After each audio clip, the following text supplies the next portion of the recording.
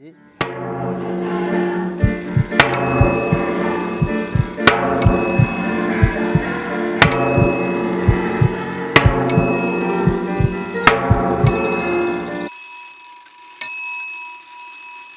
avait des gros hivers, avec du froid, de la neige.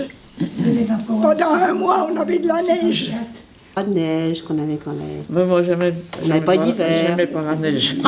Ah oui. C'est pas la bonne question, voilà. Je dirais que ça culbute. C'est ça qu'on dirait. Les délais de réaction sont tels, on a déjà tellement de retard, on a 30 ans, ça fait 30 ans que les scientifiques du GIEC nous alertent sur ce qui est en train de se passer, on continue toujours plus vite, les gens qui ont les pouvoirs d'agir à haut niveau ne le font pas. Une prise de conscience générale que notre mode de vie il n'est pas durable, il n'est pas soutenable, et il ne peut pas se continuer comme ça sur encore longtemps, et surtout il n'est pas extrapolable avec le nombre d'êtres humains qu'il y a sur Terre. Si chacun essaye d'avoir le même niveau de vie que nous aujourd'hui, maintenant, ça passe pas, juste ça passe pas.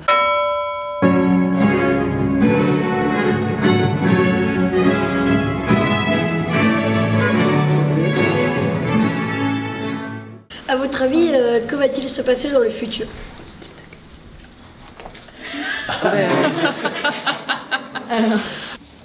Pour des consciences du péril, quand même qu'on court, si on continue à vivre comme ça, à gaspiller, on jette tout par terre. Quand on est humain, on pense aux autres. Et imaginez que demain, on soit dans une situation encore plus difficile par rapport à notre Terre et que notre planète se détériore. Moi, ça me fait peur, oui. Ça me fait peur pour l'avenir des autres. En même temps, j'ai confiance en vous. De ce que j'entends là aujourd'hui, j'ai confiance en vous. Je plains la génération future. D'entendre ça, toi. Je me dis que c'est un petit peu la vérité. Mais ce serait quoi ton émotion quand t'entends que ça va être plus dur, que... La peur.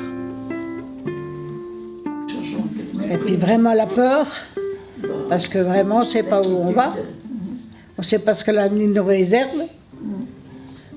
Et ben pour nos enfants surtout.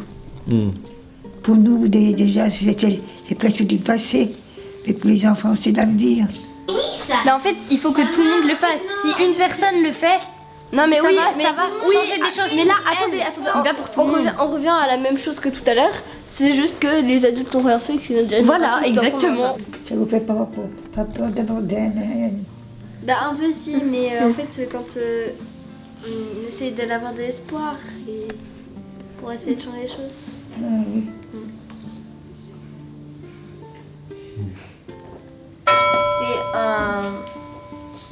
C'est un homme très très riche et il a le projet d'aller sur Mars. Et donc, on vous demande qu'en pensez-vous? Comment ça va? Et comment il va y parvenir? Complètement ridicule. Il n'y a rien sur Mars.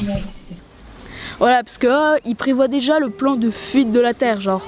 Alors qu'on peut, c'est pas encore tout tard, on peut essayer de la sauver, quoi. On est bien sur Terre, pourquoi aller chercher dans les cieux, laissez-les tranquilles. Qu'on laisse le soleil venir et puis c'est tout. Qu'on reste sur pied, les pieds sur terre. Qui ont monté. Quand on est très riche, on se croit puissant, alors qu'on n'a pas pour autant une belle âme. Il y a des gens qui ont faim, qui sont malheureux, qui sont en mauvaise santé. Qu'est-ce qu'on fait pour ces gens-là? Et on commençait par protéger les autres. Ou s'entraider. Ce serait mieux quand même parce que autrement, si jamais on est tous des égoïstes, chacun dans son coin, on va jamais y arriver non plus. Vous avez un exemple magnifique à Méné, avec des gens très à l'aise qui ont laissé leur maison pour atteindre des Carmondes. Si on commençait par s'entraider, c'est à peu près la même chose que s'aider, mais sauf que s'entraider, c'est la solidarité. Vous êtes en plein dans ce monde-là, donc faut essayer de les copier. Chacun de votre côté, ou même en groupe, parce qu'on est toujours plus fort.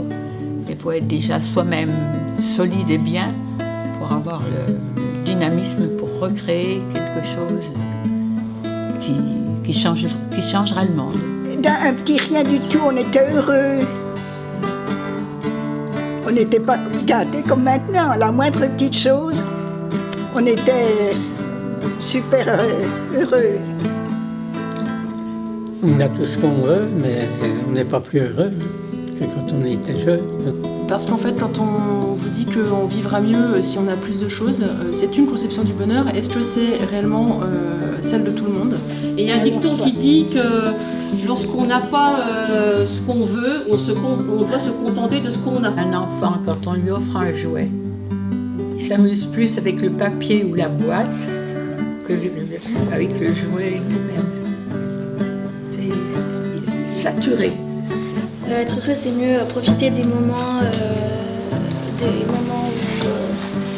on est avec ses amis, où on fait des trucs cool, que de toujours vouloir plus. Et donc retrouver cette simplicité, retrouver la valeur aussi du temps et du temps passé ensemble.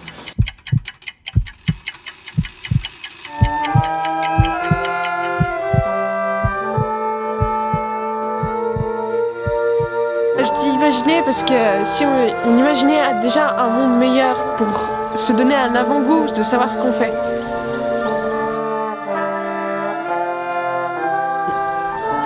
Si on rêve de quelque chose, peut-être que ça va se passer et on peut faire en sorte que cela se passe. À donner aux plantes de l'amour parce qu'ils sont quand même des êtres vivants, il faut leur parler des fois.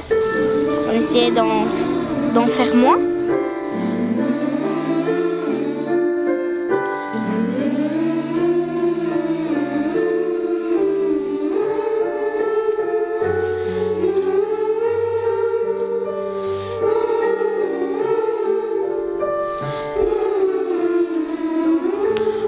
Si on commençait à écouter les autres,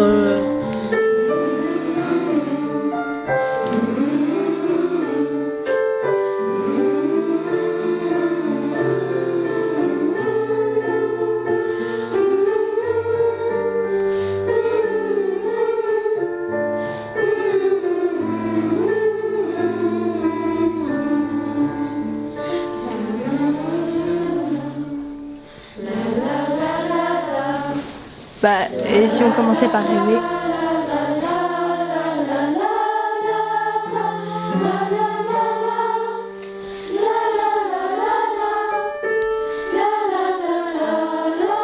Si on commençait par y croire.